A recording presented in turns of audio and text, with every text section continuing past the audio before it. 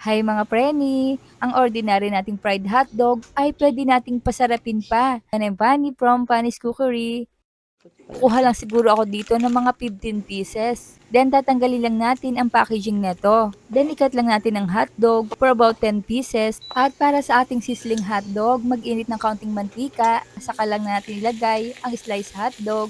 Then stir fry lang natin ang hotdog for just a few minutes until cooked. Yan at i-remove natin from pan. Samantalang, in the same pan, mag-add tayo ng 3 tablespoons of butter. Then saute natin ang garlic for a few seconds. Huwag tustahin ha.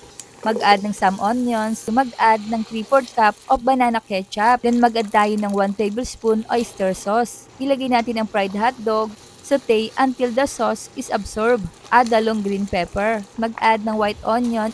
Ito yung large size natin. Sprinkle with pepper at stir natin. Turn off the heat. Ang ordinary nating fried hotdog ay pwede nating pasarapin pa na siguradong magugustuhan ng buong pamilya. At eto na ang ating sinangag na best partner ng ating sizzling hotdog. Tara mga preni, kain na po tayo at itry nyo na.